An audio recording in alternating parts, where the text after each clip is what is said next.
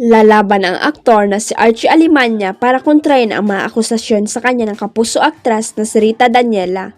Sinampa ni Rita ng kasong acts of lasciviousness ang dating bubblegum star matapos daw siyang paghalikan at pagsalitaan nito ng mga kabastusan.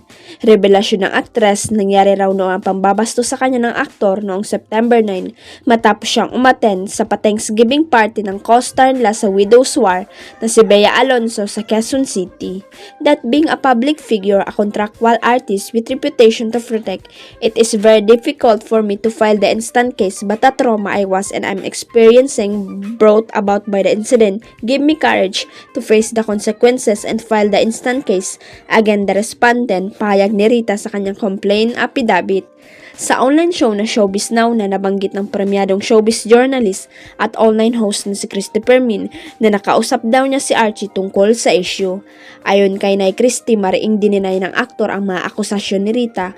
Wala raw nangyaring pambabastos o anumang uri ng pananamantala nang magkita at magkasama sila sa naturang event. Sabi pa ni Nay Christy, inihahanda na ng kanyang abogado ang hinayain nilang counter affidavit sa demanda ni Rita. Naibalita rin ng online host na lumapit pa raw si Rita kay Archie para maglabas ng kanyang mga salubin tungkol sa ilang personal na bagay. Umiiyak pa si Rita, lumapit pa kay Archie itong si Rita at sabi, "Kuya, ayoko nang mag-attend pa ng ganitong party kasi parang pinagkakaisa naman nila ako." Ang pagbabagi pa ni Nanay Christy pa sa pag-uusap nila ni Archie. Binigyan pa raw ng aktor ng advice si Rita bilang nakababatang kapatid na rin ang turing niya sa aktres tungkol sa mga hugot nito na ayaw nang umaten ng mga party dahil pinagkakaisan daw siya. Ang sabi ni Archie, hindi ka pinagkakaisan, sinasabihan ka lang para matuto kang makijoin sa kanila. So ang tanong ni Archie kung talagang binabastos ko siya, ba't siya sa akin lumapit para magsumbong? Ang sabi pa ni Nanay Christy. Nagpaliwanag siya, lahat po ng kwentong yan ay hindi nangyari, hindi po totoo yan. Dagdag pa ng veteran showbiz columnist, batisi na rin sa usapan nila ni Archie.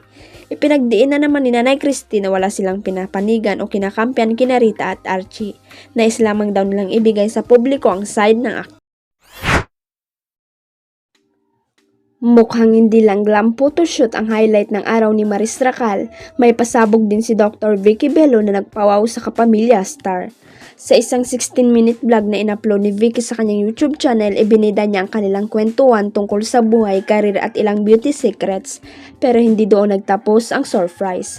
Sa dulo ng vlog, napatili si Maris nang ibigay ni Vicky ang isang dust bag mula sa Italian luxury brand na Bottega Veneta.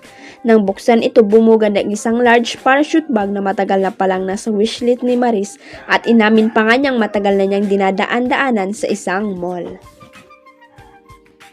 Sa kasalukuyan, ang presyo nito ay $5,900 o higit kumulang $346,285 ayon sa website ng luxury brand. Sino ba naman ang hindi mapapatalon sa saya?